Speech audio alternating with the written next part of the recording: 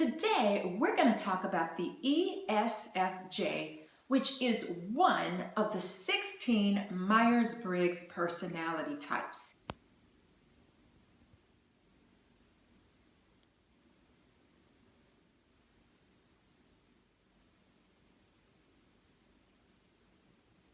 Now, of all the SJ types, the ESFJ is probably the most smiley of all of those types. Because when I think of SJs, I think of them as a more serious temperament. They're going to be a little bit tougher, a little bit more straightforward, heavy-handed than most of the other groups of Myers-Briggs personality types. So when I think of the ESFJ, I think of a lot of great adjectives. At their best, they are warm, friendly, focused, very serious about what they're doing, hardworking, gracious, kind, and helpful. They really enjoy being around people and helping. They're sort of everybody's go-to person that helps you out when you need it, or they're gonna look out for you. They are very supportive and they have a knack for really bringing out the best in people and really understanding what it is that people are telling them. Sometimes they enjoy people sharing their problems with them. They can make you feel very heard, very listened to, and very cared about. They are very responsible, reliable. If they're given something to do, they're going to take it extremely seriously. They're very caring people, and they can also be some of the hardest working people that you'll ever meet. And they can actually be quite funny and humorous. It's important for them to hear when they've done a good job. That's what gives them motivation to keep going, because they want to please. They want to reach the standards that are expected of them. They have a very strong value system that they adhere to, and they're going to bounce it against what's happening in the world around them. Now, ESFJs do not like chaos. Some people might see them as very controlling and very heavy-handed, but they like structure. They like things to be done the way they're supposed to be done. Anytime you see a personality type that has an E and a J in it, that type is going to carry a big punch. And even if they're not showing you that side, it's in them. They can have very dominant, strong personalities. It generally means a leader. They can take charge of situations. I've seen ESFJs walk into situations that were kind of chaotic, and they would take it and create a system out of it that was very, very orderly, to the point, straightforward, outlines everything, covering all the bases. They're also very good at sensing other people and what they're feeling. Because they have introverted sensing, they can hone in on critical details and facts and make things right and tailor them and make them better. I've often heard that they can replay the past as though it's happening today. It feels like a movie. You know, most people don't remember things in their past in the kind of clarity and detail that an ESFJ can. A sensor picks up on what they see, what they hear, and they can use that trait to really step in, comfort people, help people based on what they're picking up from their senses. Now, because they have that extroverted feeling going on, that is a very, very intense thing. So they're going to be feeling things stronger than most people. Whenever I'm engaged with an ESFJ, we get along so well. We have a mutual respect for each other. ESFJs have been accused of being moody, bossy. When I think of the boss, I think of an ESFJ because they can be very bossy in a sort of take charge way. I know an ESFJ who has a lot of brothers and sisters. No, you're not doing this and you better get over here. They can sort of take charge of family situations and make them right. There's also this area where they have sort of been accused of being the mean girls. some ESFJs, when they go into that mode, probably when they're teenagers, if you even had the propensity to be that way, because some ESFJs are never going to go into that. But there is a lane. They want to fit in with who they think is popular at all costs. But Gabrielle Union, I believe, is an ESFJ, and I remember seeing her in an interview, and she was talking about what a mean girl she had been, and as far as that industry. And she talked about how she would sink people, and now she feels guilty about that. But they can also go into a place of manipulation. And that's not all the time, but sometimes they kind of know how to manipulate to get what it is that they want or to get their way. So that extroverted feeling kind of pops in with the moodiness also. Because remember, when you're feeling feelings very strongly like they do, it's going to make you feel cranky. It's going to have some dominance. There's going to be some strength to that. There's going to be some power behind that. And then you combine that with that extroverted feeling, and sometimes you get pow, like they go off. You know, you get them in the wrong space or the wrong frame of mind. They can let you have it. Most ESFJs are very upstanding. They're guardians. They look out for people. They're not going to go to that level, but they can have a hot temper. So most of the times they're going to be even killed. A lot of times you don't know quite what they're sensing because it's so hidden. It's very secretive. So they're not going to necessarily verbalize what it is that they're sensing. They can be pretty tough. Now you can see some differences between men and women who are ESFJs.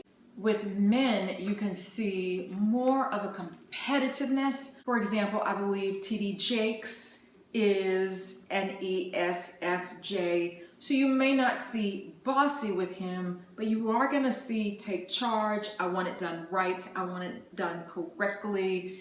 It's going to be done the way it should be. He's going to manage in a boss-like way. Now, some people would argue that you should just toss the SJ away. And I say to that, I mean, I understand where you're coming from. Believe me, I'm listening. I heard you. But I know cognitive functions are super important. But if you don't have that steering wheel, you're going to be missing out on a lot of things. And this SJ temperament really drives the ESFJ. Now, these people are going to be your rule followers. They are driving behind the rules. What do the rules say? What do the laws say? That's what they're always going to go back to. The SJ is also known as the guardian. But if you pay attention, they're always looking out for somebody. They always have somebody's back. They always are going to step in there like, hey, don't forget to do this, or remember that meeting is tomorrow. They're going to kind of brief you, look out for you, be sort of protectors of you, which is nice. But that SJ temperament, they like closure. They have a strong need for that, for things to be done correctly. So I'm going to say something, and I'm kind of joking about the SJ. If you've ever worked in an environment that's very SJ dominant, you're going to feel like you're in a straitjacket. I mean, and I think that's kind of funny, but it's sort of true in a way. If there are a lot of SJs around, you're going to have thousands of rules to follow. If you break one of those rules, you're going to hear about it. They're going to come. Their guardian nature can't help it. They're going to come back and they're going to correct you, and they're going to say, hey, no, this has to be done this way. There are rules everywhere. Keep everything neat. Keep everything orderly. But then the fun part is, hey, you know what? There's some cookies in the back. I got you some. You know, they're always going to do that type of thing for you as well. I once worked with an ESFJ. She was a really good friend to me. She was our team lead. She would come in and watch us doing our job. There are certain rules to this, and I have to make sure you're doing it exactly right. And it was wonderful because we had a very cohesive, strong team. Why? Because she was always looking out for everybody and making sure that we were on the same page. One day, she was like, oh my goodness, this microwave is a mess. She started scrubbing that microwave, and then when she finished, she put up a sign that looked like this. Isn't that so funny? It turned out to make everybody laugh, including her. And it just turned into a big joke. Your mother doesn't live here, so make sure you clean up this microwave. But they're gonna make sure things are done right. If I ever had a problem, she was great to talk to. I know other ESFJs who have given me scriptures to read from the Bible when they knew that I was really stressed out. They make the best hosts. If they are throwing an event or a party or a luncheon, because they're big on tradition and they're big on social protocols, they're gonna make that event just a delight. They are gonna put the needs of their guests first. And they're gonna make sure that everybody has what they need, that everybody's having a great time, that everyone feels very comfortable. When an organization is heavily run by an SJ or by the SJ temperament, it's going to have structure, order. It's going to be a well-oiled machine. It helps everyone to be more productive. That's what an organization or workplace really is supposed to be about. They want to figure things out, and really what they want is harmony. They know themselves very, very well. They build strategies on what they have in front of them. They could make something out of nothing. They're very good at using their resources to their full advantage. They are a good person to listen to, because I think 9 times out of 10 you're going to discover that they were right about what they were telling you. For them, an obstacle is just something that you break through. They know how to make obstacles get out of their way and probably even tremble a little bit. They are confident. They believe in taking control of their destiny, regardless of the circumstances. Those circumstances don't matter so much because they believe that you can figure out something. You can make a way. So they're not easily defeated. They believe very strongly in taking responsibility for yourself, for your situation. They're very knowledgeable about the areas that they're interested in. They're going to soak up those details, those facts. They look for patterns and rhythms and the natural flow. They may not want to talk about what they're feeling. Why?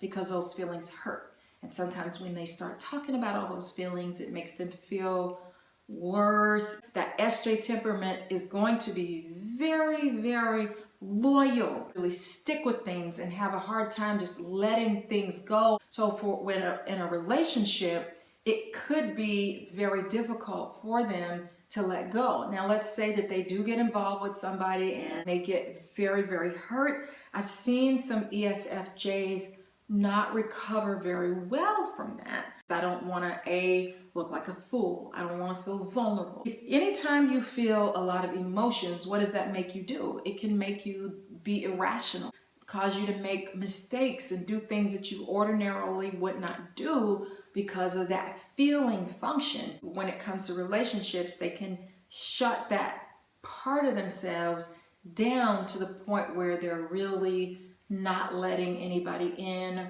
Even though they feel like they're being open to love, sometimes they're not. I think Chilli from the group TLC is an ESFJ, and she even had a reality show once that followed her in her quest for love, but you could definitely see that block up. But it's just a subconscious going into overprotective drive. So I really like the ESFJ. They're gonna be there to uplift you, make you feel better. You're gonna know that they really care. They're very sympathetic, tactful, energetic, great people to work with. They make you feel a sense of safety and security. So this is just my take on the ESFJ. Please give me a thumbs up. Please subscribe. Thanks for watching my video. Bye!